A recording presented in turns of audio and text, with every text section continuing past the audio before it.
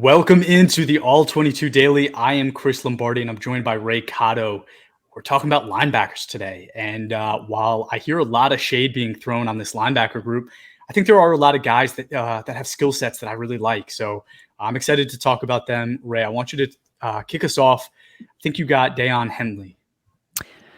Yeah, I'm interested to see if we like the same guys. But Daiyan Henley out of Washington State is a pure coverage profile at linebacker, a true run and hit guy who's a lot of fun to watch.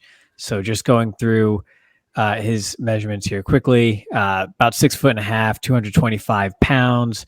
Actually has 33-inch arms, which is really good to see, and you do see that sort of come up on tape. A 4.54 40-yard dash and a 1.55 second 10-yard split, 35-inch vertical jump, and a 10-foot 5-inch broad jump. All those are really good on both the runs and the jumps there. So you're talking clearly an athletic, undersized type linebacker who is, what you're seeing more and more of these days in the NFL with the spread offense pretty much being the base offense nowadays, with everything spread out and the ball being aired out more than ever before. The league is looking for guys like that, right? So going to the tape, you see that profile sort of show up right away. He was actually a wide receiver early on in college at University of Nevada. And so he's got some ball skills. He's got the range. He's used to playing in space and downfield.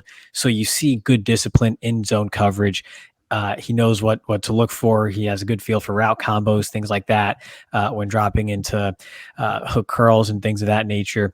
And also has a good feel in man coverage as far as when to actually go and make a play on the ball, which again goes back to sort of those days as a wide receiver. You see that show up on tape. He has really good closing speed as a blitzer too, and is just overall a high motor player. If he overruns a play or is sort of walled off at first and the ball is going to the opposite side of the field, he will still hustle to the ball regardless of circumstance. He is like that 10-yard Pop Warner player that has it drilled into his head from his coach to just run to the ball. He still plays like that childlike kid. It's actually really cool to see and kind of heartwarming in a sense, right? But as far as run defense goes, similar to what I mentioned with Nick Herbig from Wisconsin, he has to be a knifer, so to speak, and he will make plays against the run if he's shooting the gap, as opposed to, again, sort of stacking and shedding and kind of playing head up when engaging offensive linemen, right? He has some plays, one notably versus Colorado State, where he used his hands to control the wrist of the guard and then a quick rip to disengage and make the tackle for a loss. But that's not a consistent part of his game. He has to rely more so on the athleticism if he's going to make a play in the run game. The more traffic that's around him, the less effective he becomes. He's not one to really work through the trash and stick his nose in there to make the play. That's not really the natural part of his game. And he lacks the play strength to, again, stack, shed, disengage, and really sort of bring a thud in traffic on the inside run game. So with that said, actually one other positive note, when it came to setting the edge, he did a pretty good job of that. I think part of that was just his athleticism to get to the spot first, and then it was just a matter of the aggressiveness to maintain his leverage. Get hip to hip with a pulling guard, for example, lower that shoulder and just keep his leverage and not get walled off. He did a pretty good job of that. Not someone you want banging heads every run play 40 times a game or whatever the case may be, but he kind of shows a willingness. So overall, he's a really fun watch. You love watching him play because he hustles and he's kind of a missile, right? Always sort of moving forward, sometimes a little out of control, but a good athlete who can make plays in space. And I think in the NFL, you're going to want to use him as more of a space player. He'll give you effort and make some plays here and there in the run game, but by and large, this is an athletic backer who you want to just be a run and hit guy and then a coverage guy on passing downs. So you were curious if I like him. I really like him. I really, really like him. And I like this linebacker class. Like, I know I'm crazy for that, but I do like it. I think there's not a ton of depth. I don't think this is like a 10, 15 deep linebacker class, but the top 5, I think it's a really fun top 5. And it starts with Henley just as that really great coverage linebacker that you talked about. I'm not giving him a comp, but what do you think of this? He's a hyena. This dude is a hyena, right? Like when you think about a guy that's going to go and just like find a corpse and rip its guts out, whatever's left, right? Like that's him. That's what I saw on tape. There could be a guy that's getting tackled and he's being brought to the ground, and Henley will come in and just like bang him, right? Rip the ball out, cause a big play that should have just been over, right? And that's kind of what I see, like somebody that feeds on scraps, right? I don't think Henley will ever be the vocal point of a defense. I don't think that's his game. I think he's a really good complementary piece for a defense. I'm not saying he can't play 4 downs or 3 downs, but I'm saying that, he'll never be the superstar out there, but he's going to be a really, really fun player to have on the field and a guy that other people are going to love playing around, right? Because of that energy, because of that motor, because of that heartwarming feel that he gives that you talked about. Like, I love that part of his game. So super excited about him. If I had to guess, I think he ends up going 2nd round. I don't think he falls to the 4th round. I mean, he could end up being a 3rd round pick, but I would be happy to take a risk on him in the 2nd round of like, if my team took him in the 2nd round. I think when you're talking about all-22, I'm a little bit more hesitant on taking a guy like him for some of the reasons. I think Bobby and I talked about it on one of the podcasts, right? The best linebackers grading wise when they're young are typically the bigger guys, right? Because they're not asked to do that much. I think you and I talked about that a little yesterday too. When you have a linebacker that's meant to be put in coverage, they tend to get asked to do a lot, right? And they get put in positions where, like you said, right, the offense will scheme against that, right? They'll option off of it, and they'll be made to look stupid, right? The offenses will make that happen when you're that smaller linebacker. I think that happens more often. So with that, I'm going to move to the big linebacker, my guy, Captain Jack Campbell. Okay, Captain Jack Campbell. All right. He's that old school instinctual linebacker. And I already wrote about him, so I'm going to steal a lot of what I wrote. So just a heads up, but he's that old school instinctual linebacker that comes downhill fast. He hits with everything he has. And I love that, right? There's a play against South Dakota State where it's a run play coming out of their own end zone. And against who? South Dakota State. Oh, okay. Just checking. Just relax. Okay. He hits the running back in the end zone for a safety. But that's not all, right? He grabs the running back by the shoulder pad and he drags the guy 2 yards into the end zone, right? So it's that Dick Butkus NFL tapes film that you want to see where Dick Butkus was just ripping the dude's helmet off of his face, right? I think Jack Campbell has a little bit of that in him, and I love that, right? He's a brutal playmaker. His game is disciplined, though. He is patient on his reads. He keeps gap integrity. He rarely over pursues. But when he comes really hard, especially against the run. So just relax.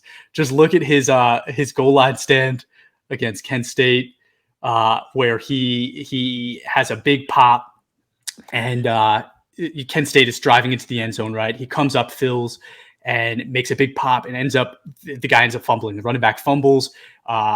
Iowa recovers, right? And it's a momentum-changing play. That's the kind of player he is. He is a momentum-changing player for a defense. I'm talking a lot about his run game, right? But in the passing game, he's even better, right? He is fantastic when he needs to get to a position quick. There's a play against Ohio State, CJ Stroud, right? Jack Campbell starts off, reading. He recognizes that it's a pass play. He goes into you're giggling a lot over there, buddy. He goes. No, I'm agreeing with a lot of what you're saying. I just, okay. You're talking to me about South Dakota State and Kent State, and now you bring up Ohio State. Finally.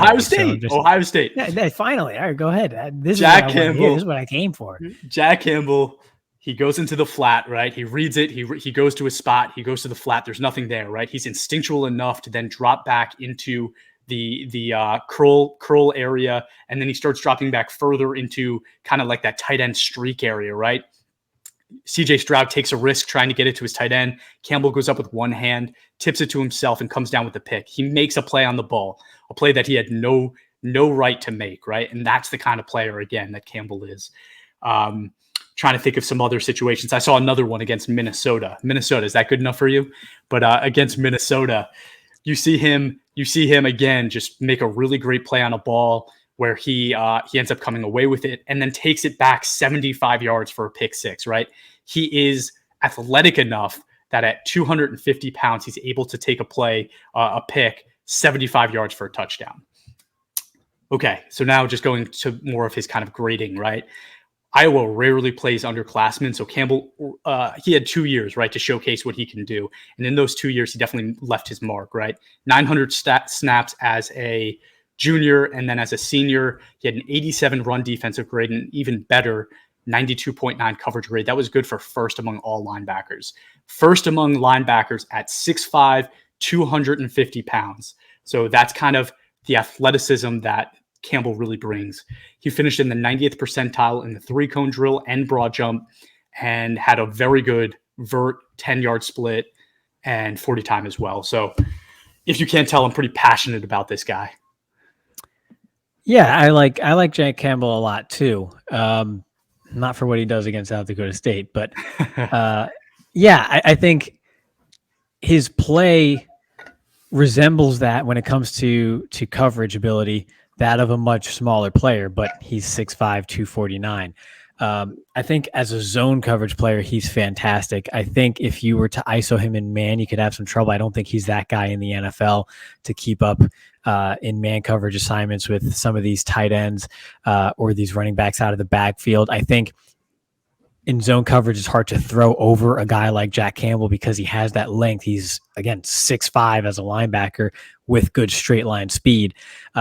But I did see some when it comes to sort of being a sideline to sideline type defender. I thought that was a little lacking, which is, again, you're kind of nitpicking because if you're picking someone who's 6'5", 250 pounds, you're not really expecting him to be a sideline to sideline runner, right? You're there for his physicality, for him being sound in the run game, working through trash and things like that. And he does that and then brings more versus the pass, which is what you described there as well. So yeah, I think he's a great player. I think he's a heck of a player. I think he's someone that the Iowa defense is really going to miss next year because even though he's just an off-ball linebacker, I think you mentioned how Daiyan Henley might not be sort of the cornerstone of a defense. Well, Jack Campbell is, right? He is that glue guy that keeps the offense off schedule on first and second downs.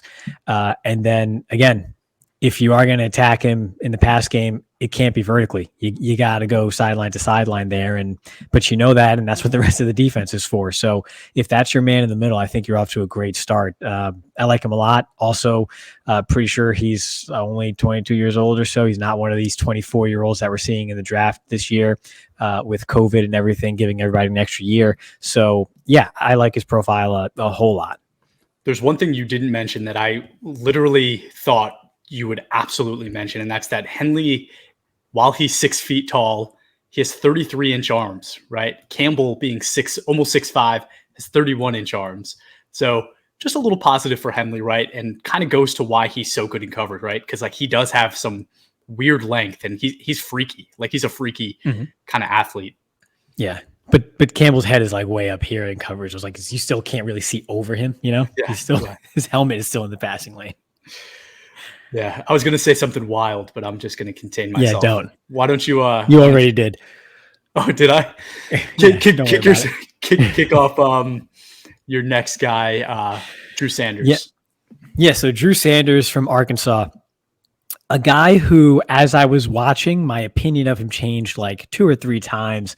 And I think I ultimately was able to settle on him. So he's a bit of a throwback with an interesting story. So, he was basically an edge rusher at Alabama, transferred to Arkansas prior to this year and played and then transitioned to a more off-ball linebacker role.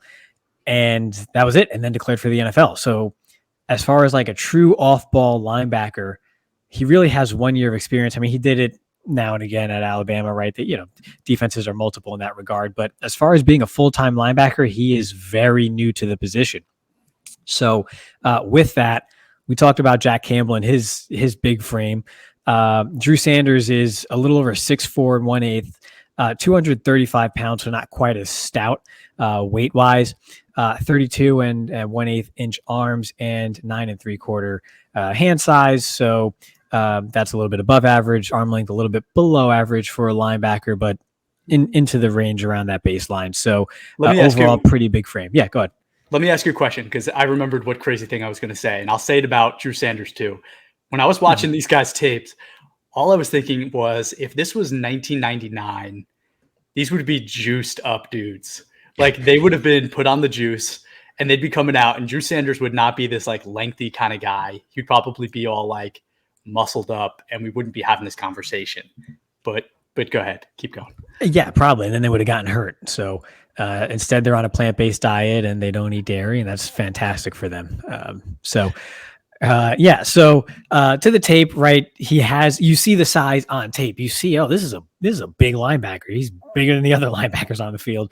And he shows good lateral movement sort of off the jump, which is good to see, right? Because sometimes with big linebackers, if they have tight hips and they don't really move well side to side, that can be an issue, especially with the way running offenses are, and especially run games too nowadays with all the different motions and things of that nature. So that's check one.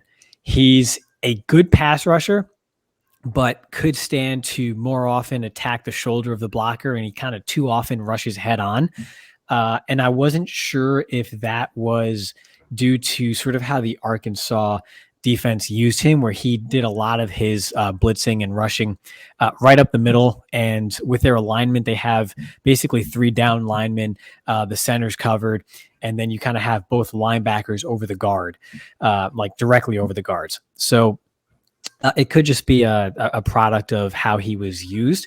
Though I did think going in with him being or having a history as an edge rusher, I expected to see more sort of edge rushy type rushes, if that makes sense. And I really did. And I saw more of like just kind of a head up bull rush. And I was like, okay, that's a little bit of a change up against a guy who weighs probably 65 pounds heavier than you do.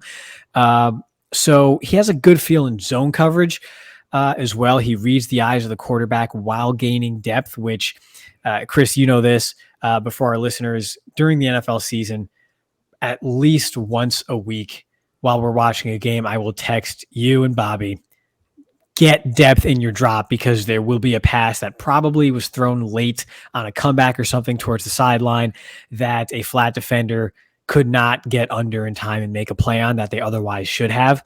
So that I'm a big stickler for getting depth in your drop. And Drew Sanders does that pretty well. And again, we're talking about an edge player now dropping into coverage. So I was pleasantly surprised at that. He's also pretty heady as a player overall.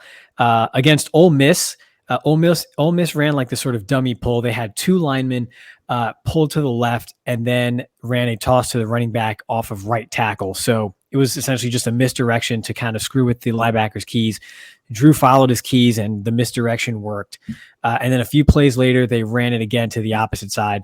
And Drew saw it the whole way and just came flying downhill and actually made a play on the running back. So this is all within maybe a series and a half of game time, if that. So again, you need to do that. You need to adjust on the fly, especially in the NFL. And he showed me that, which again, we're talking about someone who's young at the linebacker position.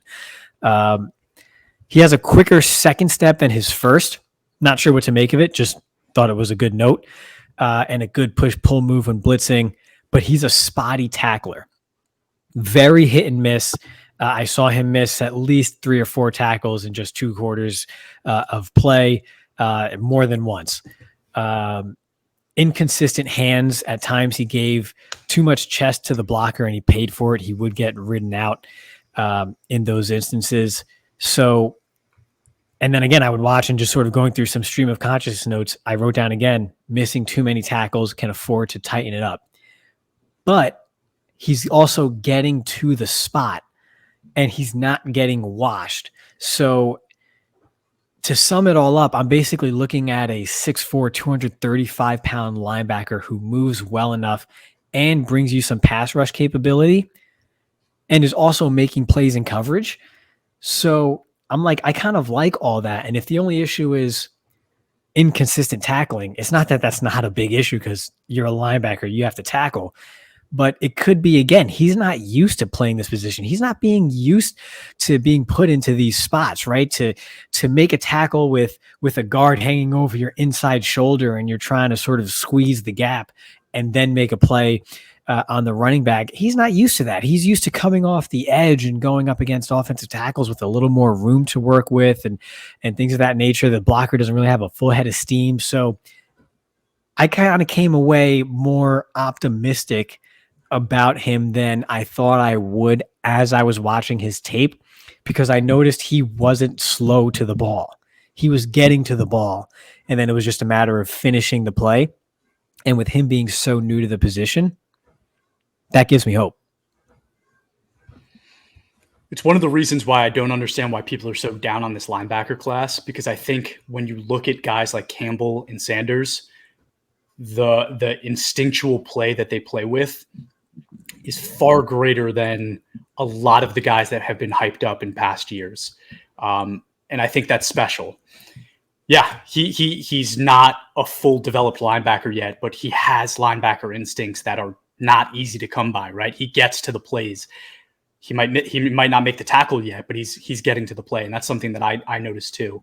One of my biggest positives for him, I think you mentioned it pretty early on and with what you were saying, is that because he was an edge, he actually has sneaky kind of sideline to sideline range skill that I think even might be better than Campbell's. Other things I liked. So you said you don't see a lot of the edge stuff in like you expected to see more of it. But one of the things I did see, similar to Foskey that we talked about yesterday, is you see him kind of like gobble people up. Like when he does come as a blitzer, he likes to finish that way, right? Like he finishes really hard. And it's again, just something that I think comes with the instinctual type of player that he is. With what you said about him not making all of the tackles in the run, right? Part of me thinks that's a frame issue. And that's my biggest knock on him and why I don't have him higher on my like rank list that we'll talk about at the end of the week.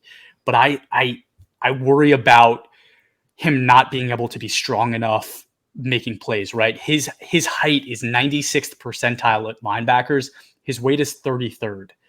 That's a disparity that I don't love, especially at the linebacker position and what we've seen be successful in the NFL at linebacker. But as I kind of joked about earlier, I think back in the day, they would have just juiced him up and it'd be no problem. All I think it means here is that we might have to wait 2 years till he starts to really fill out that frame, because he's a young kid. But in 2 years in the NFL, I heard somebody saying Russell Wilson, right? He came out at like 205 or something, and now he's like 225, right? Like a quarterback puts on 20 pounds. I definitely think Sanders will be able to do that with his frame and his height. And I think it'll really help him in the run game, become a better and more complete player. Yeah, I'm excited. Do you have him? Neither of us, or at least I don't. I'm pretty sure you don't either. But as far as finalized rankings go, but would you have him in your top 35? I don't know yet. Mm-hmm. I haven't done it yet. And I'll say I'm waiting to do it because I wanted to go through this complete exercise. Since I've watched everybody, I'd say 2 times through already. Now we're doing this where I'm starting to kind of like write about it and think about it a little bit more seriously. And it helps you uncover some things. I don't know if you feel that way too, but it definitely helps you see some things that like maybe you weren't looking for, right? Because putting what you see into words is difficult, but it's also like, oh shoot, like that's what I was seeing. And now I can like, oh, I didn't realize I was seeing that. Or like, that's what I was seeing. Now, when I write about it, it's like, oh wait, but that's something I love about linebackers. Like, and this dude has it. So maybe I should rank him higher. I felt that way yesterday when we were going through some of the edge rushers. When I was thinking about when I put my initial rankings out on the website, it's kind of like, do I love what I put there? Did I do that a little too early? So I'm excited now that we're going back and, I can maybe change it up a little bit. So I don't know yet, but I'll have a decision by the end of the week. Okay.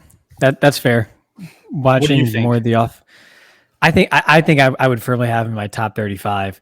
But similar to kind of what you mentioned, like even just watching these offensive guards, I was like, I could probably be a little bit nicer to Peter Skoronski.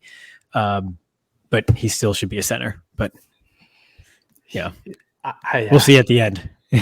We'll talk about that more when we do our kind of mock draft. Yeah. But when I hear all the hype about kind of him being a top 10 pick in this draft, and I just think about like Quentin Nelson being the generational talent that he was kind of marketed to be, and the success that the Colts have had, right? It's kind of like, I just don't know if I could ever use a top 10 pick on a guard. But okay, we're going off the rails. Last but not least. No, that's all right. I love it. I love it. It's a great conversation. But I'm going to talk about Trenton Simpson now.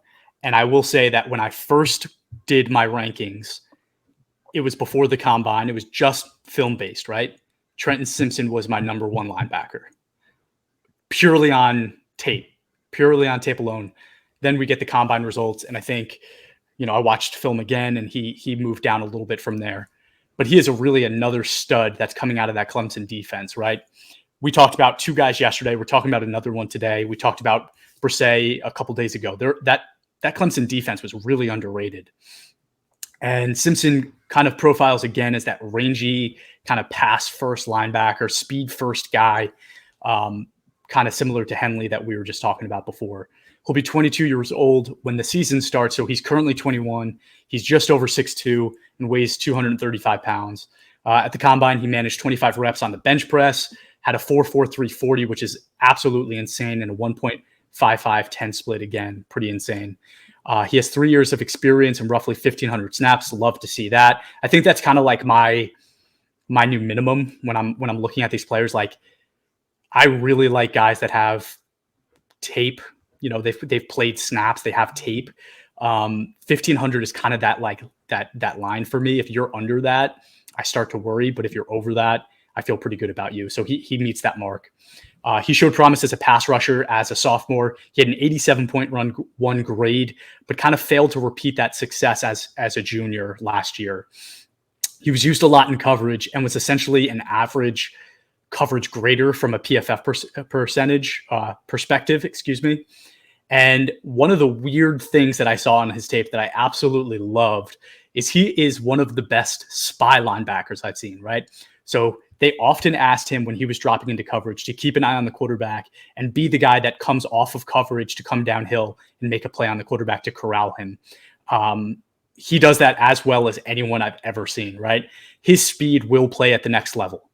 In college, it's kind of like a cheat code having that kind of speed because you're basically 2 steps faster than the guy you're going against, right?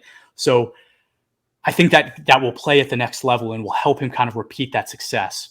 And I've been into this kind of one word thing where I'm giving everybody that one word. I said hyena for Henley. And on the complete opposite end of the spectrum, Simpson, I have that he is a shepherd. Kind of a weird thing to say about a linebacker. But what I mean by that is watching him is it looks like he's corralling sheep, right? Like he is the guy that's meant to go and just make everything come back. Sorry, I hit my mic. Make everything come back to center, right? He's going to go and find the lost sheep and bring them back home. And that's the way he plays football. And I think it does really well in the run game. It helps him clean up plays and keep things tidy. In coverage, I don't like it as much. And it was probably my biggest knock on him and his film is that if you're playing the role of shepherd in pass coverage, it probably means that somebody caught the ball and you're now cleaning it up. It means that you probably did not make a play at the catch point and you did not try to make a play on the ball in the air. And I didn't really see that a whole lot on his tape. And with his speed and with his agility, I expected to see that a lot more. And also with the amount of snaps that they put him in coverage. So interesting to me, I think he shows a lot of promise as a pass rusher that I didn't expect, especially at his size. I don't know how well that will translate. I expect him in the NFL to be that kind of rangy linebacker and to be really successful at the next level. I think he just needs to develop more in coverage with the speed that he has. Yeah, I struggle with him a bit because everything that I saw that impressed me on tape and a lot of what you mentioned goes back to his athleticism and him being a great athlete doing it. So I almost wondered, is he an athlete playing football? Because even in coverage, he's great in man coverage. In zone is where he struggles and where he's late. Mm-hmm. And sometimes you have a bit of an advantage, and it can be a bit unfair when you're watching, the sky cam and everything, and you're like, hey, like, okay, now trigger, go downhill, cut that off, and he doesn't. But it seems like he was just a step, sometimes even a step and a half late to make a play when in zone. And so I sit here and I go, okay, is this someone who can't process the game quick enough? And can he fix that? Or when that gets tougher in the NFL, is he going to be relegated to just, again, a strict coverage player? And if so, he's still going to have to get better when it comes to zoning up, because you have to do more than chase down, quarterbacks on a green dog call when you're a spy or a blitzer.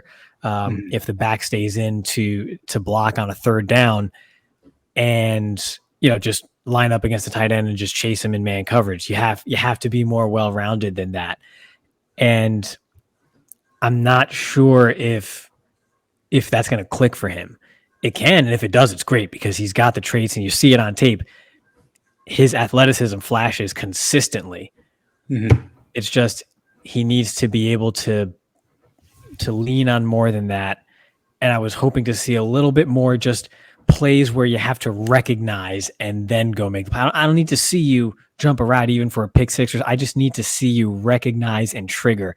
And I feel like I didn't see that enough or very much at all. It was always reactionary when he was going backwards as a player, and that scares me. I agree with you. And that's why I think on my initial rankings, I had him right behind Campbell and pretty high up on our linebacker list of like kind of the all-22 era. I don't know if as I watched him more and more, I felt the same way because of that lack of maybe instinct that even a guy like Drew Sanders, who hasn't played linebacker that long, seems to have over Simpson. Yeah, sometimes it's just a feel thing. Sometimes it's just a feel thing. And I think when I think about him going to the next level, his speed will help him. It will totally help him, but he's going to be asked to do a lot, right? And that's that conversation we keep going through is, what is he going to be asked to do? He's going to be asked to cover really fast running backs out of the backfield and really athletic tight ends. And I don't know if he has the natural instinct to do that. I think about him going against an Alvin Kamara, who's going to be, in jail. Okay, we had to go there. All right, so Jahmyr Gibbs, he's going to have to go against a Jahmyr Gibbs, and that guy's gonna make some moves on him that I think are just, again, if he's slow to recognize, it's going to be really hard for him to keep that focus and track a guy like that. Where would I like to see him go and succeed? That's, I guess, the question I have for you. Like, where will he go and be successful? It's hard for me to name a situation and go, okay, great, yeah, he should go here, because I think what happens with a guy like Simpson is his speed buys him time. Mm-hmm. And so wherever he goes, it's not about where they are today. It's about where they are in year 3 in 2025 and heading into that year. What is that defense around him going to look like? And what is his game going to evolve into? It's kind of like the kid that's like really smart, doesn't really study much, gets good grades, goes to college, still doesn't really study much, gets good grades, and then gets a real world job. And it's like, okay, those smarts bought you time, but now life hits, now reality hits. His speed is going to buy him some time, but reality is going to hit after year 2. And then it's a matter of, did it click for him? And did he evolve his game enough to where he can be effective? Because if the answer is yes, you got the complete package, and it's possible. It's not, I didn't see the game being too big for him. I saw it being a little too fast for him. Sometimes it slows down for guys, sometimes it doesn't.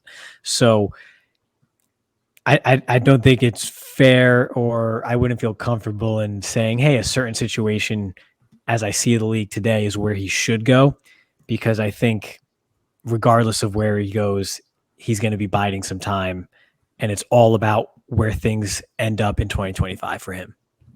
So I think you actually said more than you think you did. And I like what you said, because it made me think, okay, what if you went to like the Saints, right?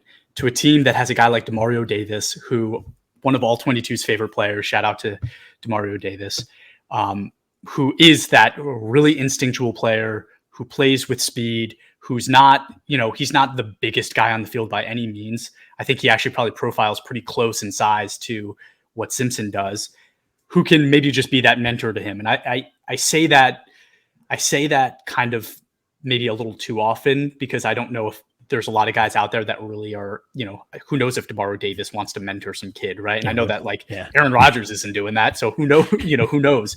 But I think on a team like the Saints, who are trying to kind of bring in some youth and might be trying to kind of flip the script a little bit, right? And continue their success and not let it just be time to rebuild. I think bringing in a guy like Simpson could go a long way and help kind of keep things going, right? If he learns for a year or two behind Davis and gets some time here and there, some playing time, that could be a great fit for him. I would love to see that.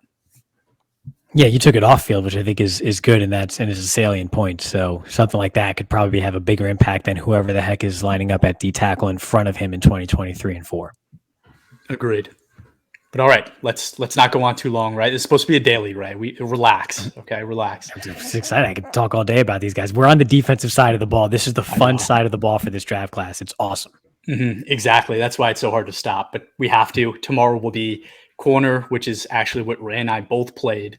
So another one that we'll be pretty passionate about. So tune back in tomorrow. But thank you for tuning in today. If you haven't yet, please give us a follow on Twitter, Instagram, Facebook, and TikTok at all22_PFF, and leave us a review wherever you watch or listen to your podcast.